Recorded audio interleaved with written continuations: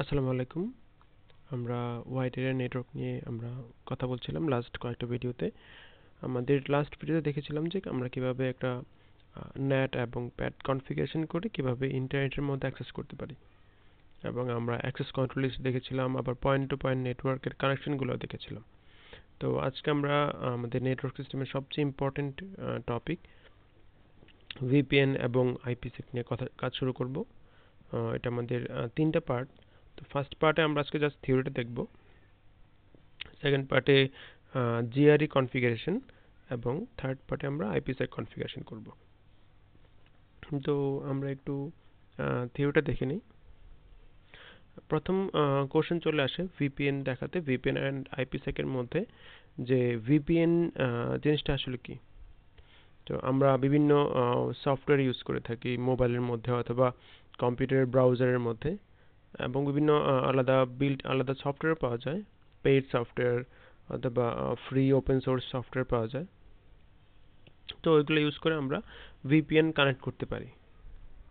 তো আমি আশা করব যে আজকে থিওরিটা দেখার পর ভিপিএন কনসেপ্টটা একটু ক্লিয়ার হবে, যারা আমরা ওই রকম ভিপিএনগুলো ইউজ করি। তো আমরা শুরু করি। তো ভিপিএন টেকনোলজিটা কেন আমরা ইউজ করব ওটাতে আমি যাই। ভিপিএন বলতে আমরা বুঝি যে ভার্চুয়াল প্রাইভেট নেটওয়ার্ক। তো ভার্চুয়াল প্রাইভেট নেটওয়ার্ক বলতে বোঝায় আমরা এখানে নেট কনফিগার করেছিলাম আহ, তিনটা ব্রাঞ্চের মধ্যে। টপোলজিটা যদি আমরা দেখি একটু, আমাদের আর কোর রাউটার ছিল BR1 এবং BR2, টোটাল তিনটা রাউটার, মাঝখানে আইএসপি দিয়ে অ্যাড হওয়া। কিন্তু একটা প্রবলেম হলো, আমরা কিন্তু এখানে যে আমাদের লোকালের নেটওয়ার্ক যেটা আছে, এস নাম্বার 100, একটা ব্রাঞ্চ 1 এবং ব্রাঞ্চ 2, আমরা কিন্তু ইচ্ছা করলেই আমাদের যে মেইন নেটওয়ার্কটা, ইউআইও নেটওয়ার্কটা যেটা আমরা যদি বলি, এখান থেকে কিন্তু ল্যাপটপ 0 থেকে কিন্তু আমি ল্যাপটপ 3 অথবা ল্যাপটপ 4, মানে ব্রাঞ্চ 1 এবং ব্রাঞ্চ 2 তে কানেক্ট হতে পারি না। কারণ হলো আমরা এখানে নেট করে ফেলেছি। নেট এবং ব্রাঞ্চ 1 ব্রাঞ্চ 2 তে পোর্ট অ্যাড্রেস ট্রান্সলেশন করা আছে। তো নেট এবং প্যাড যদি করা থাকে, তাহলে আসলে পাবলিক এরিয়া যখন আমরা পাস করি তখন কখনোই একটা প্রাইভেট নেটওয়ার্ক থেকে প্রাইভেট নেটওয়ার্কে অ্যাক্সেস হবে না। কারণ আমরা আমাদের যেই আইপিটা থাকে, আইপিটা আমরা রিপ্লেস করে পাবলিক আইপিতে কনভার্ট হয়ে তারপর যাই। তো এই জন্য আমরা এখানে ভিপিএন ইউজ করতেছি আর কি, যে আমরা আসলে একটা প্রাইভেট থেকে যখন অন্য একটা প্রাইভেট নেটওয়ার্কে যাব, আমি যদি পিং করি এখানে ল্যাপটপ 0 থেকে ব্রাঞ্চ 1 এর ল্যাপটপ 3 তে, দেখা যাবে ফেল বলতেছে।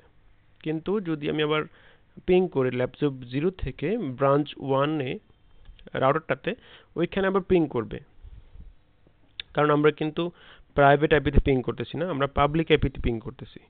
আর পাবলিক আইপি মানে গ্লোবাল ইউনিকাস্ট আইপি। তো ওইটা আমরা ইউজ করতে পারতেছি আর কি। তো ঠিক সেম ভাবে আমরা নেট যখন করতেছি, নেট করার পরে প্রাইভেট টু পাবলিকের যে কনভার্সনটা হইতেছে, ওটার জন্য আমরা মানে একটা ব্রাঞ্চ নেটওয়ার্ক থেকে অন্য একটা ব্রাঞ্চ নেটওয়ার্কে যেতে পারতেছি না। তো এই জন্য আসলে ব্রাঞ্চ কানেকশনস কনসেপ্টটা চলে আসে, যে একটা ব্রাঞ্চ থেকে অন্য একটা ব্রাঞ্চে যখন আমরা কমিউনিকেশন করতে চাই, তো আমরা কি কি ধরনের টেকনোলজি ইউজ করতে পারি।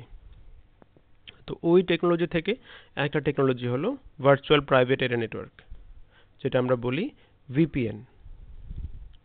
তো আমরা যখন কয়েকদিন আগেও, বেশ কয়েক বছর আগে ফেসবুক অফ করা ছিল, ওই সময় আমরা ভিপিএন ইউজ করে করে ইন্টারনেট অ্যাক্সেস করতাম, যেরকম মোবাইলে অথবা বিভিন্ন ব্রাউজারে। যেরকম আমি নিজে একটা ইউজ করি এখানে, যে ব্রাউসেক্স নামে একটা সফটওয়্যার ইউজ করি আমাদের ব্রাউজার থেকে। তো এটা ইউজ করলে দেখা যায় যে আমার আম, এখানে বলে যে আমি কোন দেশ থেকে অ্যাক্সেস করতে চাই। যেরকম এখানে সিঙ্গাপুর আছে, এটা free version, Singapore, Netherland, UK, USA. তো এগুলো আমি ইউজ করতে পারি। কিন্তু আমাকে যখন আমি ভিপিএন বলবো, এগুলো কিন্তু আসলে ভিপিএন না। কারণ আমি যখন এখানে ফেসবুক অথবা ব্রাউজিং করব, আমি আসলে মানে আমাকে রিপ্রেজেন্ট করবে হলো সিঙ্গাপুর থেকে অথবা ইউএসএ থেকে অথবা ইউনাইটেড কিংডম থেকে। তো এটা কিন্তু আসলে ভিপিএন বলতে পারি না। ভিপিএনটা কিরকম আমি যদি একটু ডিফাইন করি, আমরা একটা টপোলজি দেখতে পাচ্ছি, যে মেইন অফিস, আমাদের এখানে বিজনেস পার্টনার এবং regional office, site office, home office, small home office এবং মোবিলিটি ওয়ার্কার। তো এই সবগুলো মিলে আমরা এখানে ভিপিএনটা বলতেছি, যে আমাদের মেইন অফিসের সাথে যদি আমরা কানেক্ট হতে চাই তাহলে আমরা এখানে ইন্টারনেটের থ্রুতে একটা সিকিউর যদি টানেল তৈরি করতে পারি অথবা একটা সিকিউর পাথ তৈরি করতে পারি, ওটাকে আমরা বলবো ভিপিএন। তো আমরা কিন্তু যখনই ফেসবুক অথবা অন্যান্য ব্রাউজার দিয়ে যখন ওই ভিপিএনটা ইউজ করি, এটা কিন্তু আসলে আমরা কোনো আমাদের হেড অফিস অথবা আমার হোম অফিসে কিন্তু অ্যাক্সেস করতে পারতেছি না। মানে জিনিসটা এরকম না যে আমি নর্ড ভিপিএন ইউজ করে আমার ঢাকায় যে আমার ল্যাপটপ থাকবে ওটাতে আমি আমার হোম অফিস থেকে, মানে আমি ঢাকার আউটসাইড ঢাকা থেকে আমি নর্ড ভিপিএন ইউজ করে অ্যাক্সেস করতে পারবো। তো জিনিসটা হলো যে যদি আমি একটা সিকিউর কানেকশন তৈরি করতে পারি ভার্চুয়াল প্রাইভেট নেটওয়ার্কে, end to end private network, তাহলে আমরা এটাকে বলবো ভিপিএন। তো ভিপিএন এর কনসেপ্টটা হলো জাস্ট এন্ড টু এন্ড এর মধ্যে একটা প্রাইভেট কানেকশন থাকবে, কিন্তু এটা পাবলিক নেটওয়ার্ক দিয়েই হবে। তো এই জন্য আমরা এটাকে বলি ভার্চুয়াল প্রাইভেট নেটওয়ার্ক, এবং এটা এন্টারপ্রাইজ নেটওয়ার্ক সিস্টেমের মধ্যে ইউজ হয় বেশিরভাগ। তো আমরা একটু দেখি সামনের কাজগুলো। ভিপিএন এর বেনিফিট আছে কিছু, যেরকম এটা কস্ট বেনিফিট, সিকিউরিটি, স্কেলেবিলিটি এবং কম্প্যাটিবিলিটি আছে এখানে, হাই স্পিড কানেকশন আমাদের কাজগুলোর জন্য। এবং সবচেয়ে ইম্পর্টেন্ট জিনিস হলো যদি আমার কাছে পাবলিক আইপি থাকে দুটো এন্ড টু এন্ড দুই সাইডে, তাহলে আমাদের কিন্তু আর মাঝখানে আইএসপিকে বলতে হয় না যে আমি ভিপিএন করব অথবা আমি কিভাবে রিমোট সাইট থেকে রিমোট সাইটে কানেকশন করব। অনেকভাবেই করা যায়। মেইনলি দুই রকম ভাবে আমরা ভিপিএনটাকে অ্যাক্সেস করতে পারি। একটা হলো সাইট টু সাইট এবং remote access VPN. Site to সাইটটা হলো যে আপনি আপনার ব্রাঞ্চ অফিস থেকে হেড অফিসের সাথে কানেকশন। এটাকে আমরা যদি এক কথায় বলে ফেলি, এটাকে বলবো সাইট টু সাইট, যে ক্লায়েন্টের আসলে কোনো নলেজই থাকবে না ভিপিএন এর উপরে, কিন্তু ক্লায়েন্ট যে নেটওয়ার্কে যুক্ত ওটা থেকে হেড অফিসের সাথে একটা ভিপিএন কানেকশন করা আছে। আরেকটা হলো remote access VPN. Remote access ভিপিএনটা হলো যে আপনি একটা সফটওয়্যার ইউজ করবেন আপনি আপনার হেড অফিসের সাথে কানেক্ট হওয়ার জন্য। এটা হতে পারে থার্ড পার্টি সফটওয়্যার, যেরকম সিসকো ইউজ করে এনি কানেক্ট, অথবা আপনার যে পিসি আছে পিসিতে কিন্তু একটা ভিপিএন সফটওয়্যার বিল্ট ইন থাকে। যদি আমি দেখাই এটাকে, তো উইন্ডোজ পিসিগুলোতে ভিপিএন একটা সফটওয়্যার ফ্রি বসানোই থাকে এখানে। আপনি জাস্ট আপনার ভিপিএন এর ক্রেডেনশিয়ালসগুলো এখানে বসালে আপনি কাজ করতে পারবেন।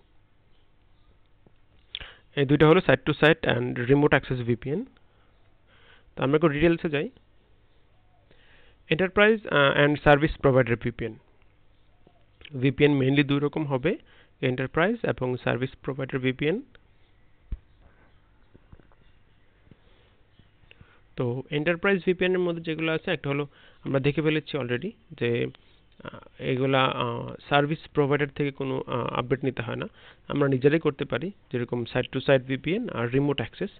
সাইট টু সাইটের মধ্যে আছে হলো IPsec VPN, GRE over IPsec, DM VPN এবং ভিটিআই।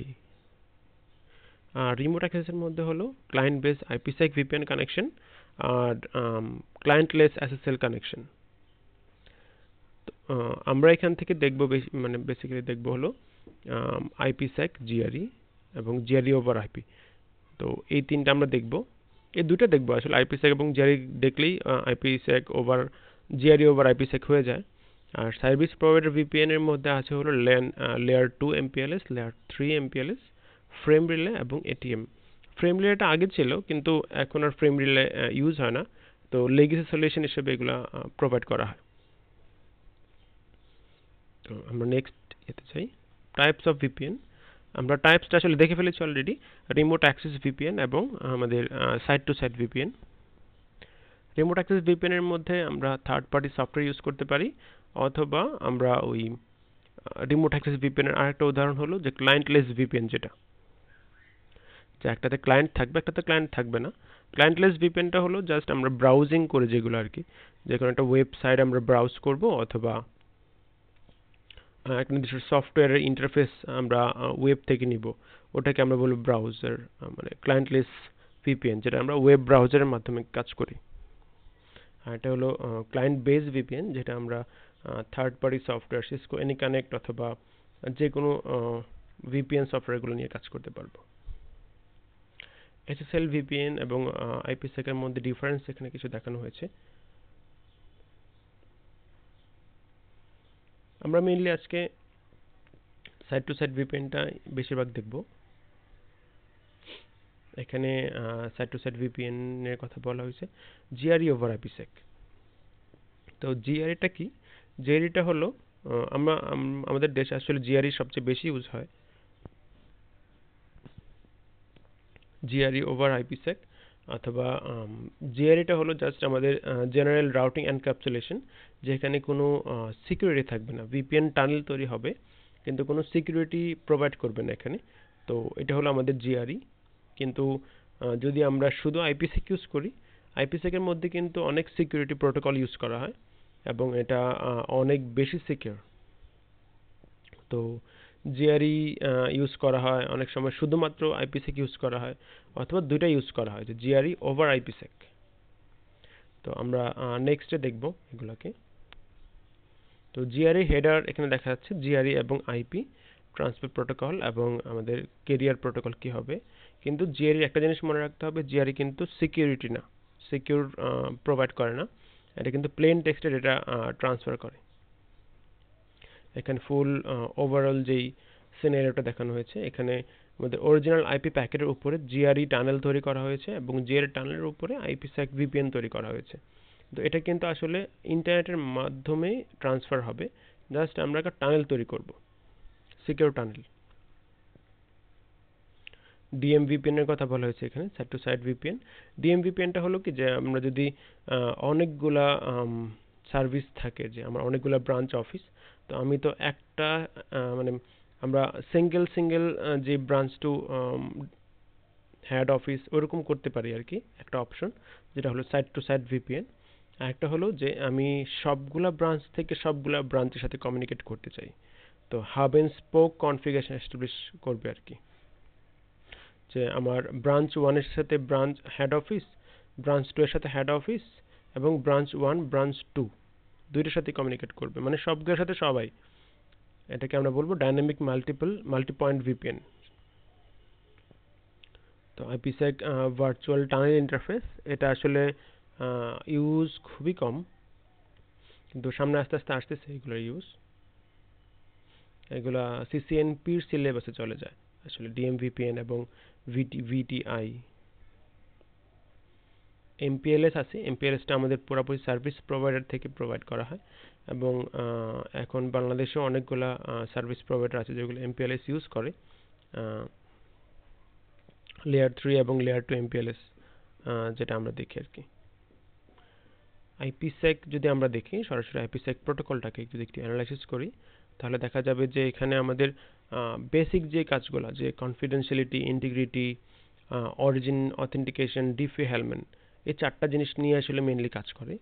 তো কনফিডেন্সিয়ালিটি আমাদের তো তিনটা আছেই, সিআইএ ট্রায়াড যেটা আমরা বলি, কনফিডেন্সিয়ালিটি, ইন্টিগ্রিটি, অ্যাভেলেবিলিটি। এখানে হলো কনফিডেন্সিয়ালিটি, ইন্টিগ্রিটি, অরিজিন অথেন্টিকেশন এবং ডিফি-হেলম্যান নিয়ে কাজ করবে। এখানে ইন্টিগ্রিটি আমরা ইউজ করব হলো আমাদের এনক্রিপশন করার জন্য অ্যালগরিদমগুলো। ইন্টিগ্রিটি আছে এখানে আমাদের ডেটা প্যাকেট যেন কেউ অল্টার করতে না পারে, সিকিউর করার জন্য। অরিজিন অথেন্টিকেশন হলো আমরা আইকেই এক্সচেঞ্জ করব, মানে আমরা সোর্স টু ডেস্টিনেশন পর্যন্ত আমরা অথেন্টিকেট করব, তারপর ডিফি-হেলম্যান কি এক্সচেঞ্জের মাধ্যমে আমরা কিটাকে এক্সচেঞ্জ করব। এখানে ফুল প্রসেসটা দেখানো হয়েছে আইপিসেকের যেই কাজগুলা, পাঁচটা লেয়ার টোটাল আইপিসেক প্রোটোকল। এখানে চয়েস দেখানো হয়েছে কিছু, যে আমি কোনটা ইউজ করতে চাই আইপিসেক ফ্রেমওয়ার্কের মধ্যে। AH, এখানে ESP প্লাস H, কনফিডেন্সিয়ালিটির জন্য DES, ট্রিপল DES, AES, ইন্টিগ্রিটির জন্য MD5, SHA, অথেন্টিকেশনের জন্য PSK, RSA এবং ডিফি-হেলম্যান কি এক্সচেঞ্জের জন্য ডিফি-হেলম্যান গ্রুপ 1 2 3 4 5। তো আমরা যদি জাস্ট প্রোটোকলটা দেখি, AEH ESP এবং H যে অথেন্টিকেশন হেডার এবং এনক্যাপসুলেশন সিকিউরিটি প্রোটোকল যে কোনো একটা ইউজ করতে পারি আমরা। তো অনেক সময় দুইটাই ইউজ করা হয়। তো আমরা যখন কনফিগারেশন করব তখন আমরা দেখব আর কি যে এই 5টা জিনিস আমরা আলাদা আলাদা কনফিগারেশন করব। এটা কিভাবে কাজ করে এখানে সিনারিওটা দেখানো হয়েছে। পাবলিক কি ক্রিপ্টোগ্রাফির মাধ্যমে কাজ করবে এবং এখানে কিন্তু সিমেট্রিক কি অ্যালগরিদম ইউজ করা হয়েছে। কনফিডেন্সিয়ালিটির জন্য এখানে সরাসরি কিছু ক্রিপ্টোগ্রাফি অ্যালগরিদম ইউজ করা হয়েছে এবং এগুলো সবগুলো হলো সিমেট্রিক কি অ্যালগরিদম। এখানে DES, 3DES, AES এবং SEAL ইউজ করা হয়েছে। তো যারা DES, 3DES এবং AES সম্পর্কে জানতে চান একটু গুগল সার্চ করতে হবে যে DES হলো ডেটা এনক্রিপশন স্ট্যান্ডার্ড, AES হলো অ্যাডভান্স এনক্রিপশন স্ট্যান্ডার্ড। তো এগুলো অনেক বড় বড় অ্যালগরিদম, একটু দেখে নিতে হবে সবার, এবং একটা থেকে একটা হায়ার সিকিউরিটি প্রোভাইড করে। ডেটা ইন্টিগ্রিটির জন্য এখানে আছে MD5 অ্যালগরিদম এবং SHA, যে দুটো আমাদের জাস্ট ইন্টিগ্রিটিটা প্রোভাইড করবে যে আমার ডেটার মাঝখানে কোনো ফাইল অথবা কোনো একটা মেসেজ অল্টার হলো কিনা ওটা এখানে প্রোভাইড করবে। তারপর আছে অথেন্টিকেশন, এখানে প্রি শেয়ার্ড অথেন্টিকেশন ইউজ করা হয়েছে এবং RSA অ্যালগরিদমের মাধ্যমে। তো RSA অ্যালগরিদম এবং প্রি শেয়ার্ড দুইটাই আমরা ইউজ করি মাঝে মধ্যে। তো বেশিরভাগ প্রি শেয়ারটা ইউজ করা হয়। এবং সবার শেষে হলো ডিফি-হেলম্যান কি এক্সচেঞ্জ। কি এক্সচেঞ্জের মাধ্যমে আমরা কিটা এক্সচেঞ্জ করি দুইটা সাইড টু সাইড রাউটারের মাধ্যমে, অথবা রাউটার হতে পারে, এটা হতে পারে সার্ভার, এটা হতে পারে ফায়ারওয়াল, এরকম। তো এখানে গ্রুপ কিন্তু আমরা এখানে 5টা, মেইনলি সিসকো রাউটারে 5টাই পাওয়া যায়, কিন্তু গ্রুপ কিন্তু এখানে 24 পর্যন্ত মেইনলি গ্রুপ আছে এবং এটা ইলেকটিভ কার্ভ ক্রিপ্টোগ্রাফি সাপোর্ট করে।